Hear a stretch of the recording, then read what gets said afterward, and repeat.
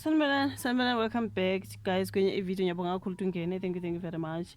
Mangabe ungenile ngicela usubscribe. If awuka-subscribe, please do so. Subscribe kuyasiza sikhulu si-channel, like i-video, ushare i-video as well as ukubuka nama-ads. So asikhulume ngodaba lukaNandipha Magudumana njengoba kuthiwa uye washonela uma wakhe. There is a story ngesibonile kuthiwa-ke uNandipha usewashonela uma wakhe. I think they are also talking about lana ephepheni isolezwe lithi ngathi kushiya bazomcelela ugel ukuthi akwazi uku-attenda umngcwabo kama wakhe. Poor Nandipha Magudumana, you guys, and also poor mother, because imagine since uNandipha Magudumana waboshwa, I think umama wakhe bevele egula ngalesa sikhathi. I remember kuthiwa-ke no, by the time ubaba wakhe waye up and down e-court ngalesa sikhathi beqala ukuboshwa, kwakhulunywa ukuthi uma wakhe akaphilanga, something like that. I do not know iyona nto emthethe sengiyasho ukuthi babeshiya ukuthi uma wakhe akaphilanga. So cabanga nje avalele until uma wakhe azashona, because engambona asithi mhlambe yambona mvakashela, sengiyasho nje ukuthi azashone nje ugel elokhu esejele. That is just something bad, you know what I mean? Sengiyasho ukuthi ubuhlungu kuyoNandipha ukuthi ngisejele ngilana and umama seshonile, kuye nje uma kaNandipha the way ahambe ngakhona sele kwingane yakhe yaboshwa lokhu isejele useziwadlula emhlabeni. I think that for me, you guys, shame man, it's a pity.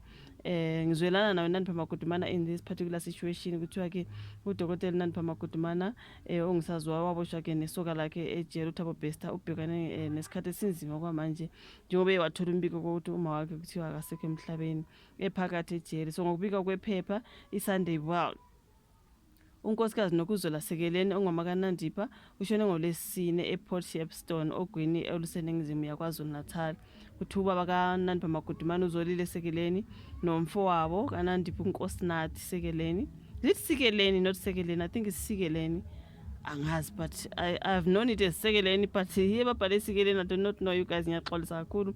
Baveza ukuthi izikhulu eziphezulu zejele iBhiza Makhathi Correctional Services eKroonstad ngase-Free State nosonhlala kahle baye babikela-ke uNandipha Magudumana ngokudlula emhlabeni ukama wakhe. Uthi uNandipha ubikelwe ngabaphathi bejele nosonhlala kahle uyazama ukwamukela ukushonela uma wakhe, but banethemba-ke lokuthi uzoqina. Yize kubuhlungu, I'm sure it's very very guys bad, kubuhlungu, it's painful ukugela ukuthi we umama ushonile engishiya ngisejele. Hayi, that one honestly speaking ngiyacabanga ukuthi kubuhlungu for sure. Bathi nathi sizofaka isicelo sokuthi akwazi ukuya emngcwabeni kama wakhe, futhi siyathemba ukuthi-ke konke esikucelayo kungenziwa. Uyise kaNandipha Magudumana yena uthe kubuhlungu ukuthi umkakhe ushone ingane yabo ilokhu iboshiwe. Wangeza-ke ngokuthi umndeni umatasa-ke ngamalungiselelo omngcwabo. Just imagine.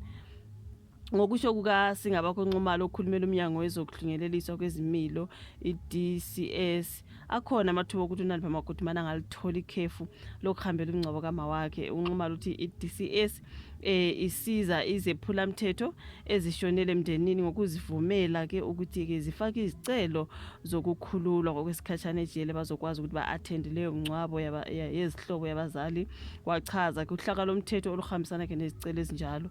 So bathi ngokomthetho kwezinkonzo zokuhlunyeleliswa kwezimilo bathini-ke sihlinzeka ngokuthi umphuli womthetho ogwetshiwe angase ngokwemibandela ebekiwe avunyelwe ukuba aphume-ke esikhungweni sokuhlunyeleliswa kwezimilo isikhathi esinqunywe umkhomishana kazwelonke ukuze-ke axhumane nabomndeni wakhe.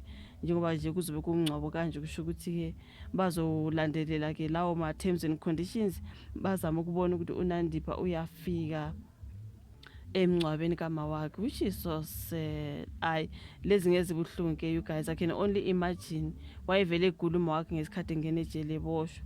Asithi mhlambe bayamvakashela-ke ngiyavuma-ke kodwa it's still just not, you know what I mean. Poor Nandipha, and also shame umama, he so rest in peace, you guys, ukuthi usedlulile emhlabeni mama kaNandipha Magudumana. At least for me, at least kuyazwakala ukuthi bazomvumela ukuthi afake isicelo sokuthi angayo-attenda umngcwabo kama wakhe, which is something better. Azombona lalele khona ezothi nalo nyakakhe esephume ejele akwazi ukuthi aye la uma wakhe lele khona. At least it is something. Poor Nandipha, this is so sad. Okay, but anyways, bengithi angibikele lo daba kaNandipha Magudumana nokudlula kama wakhe emhlabeni elokhu esejele. Ngiyabonga kakhulu, ngicela ulike ivideo, usubscribe, ushare, ufake naleya notification bell on ungayikhohlwa you guys ukwenzela njalo uma ngilahlela ama-video, then you will get notified. Ngiyabonga kakhulu you guys, asiphinde sihlangane kwenye video elandelayo. Bye.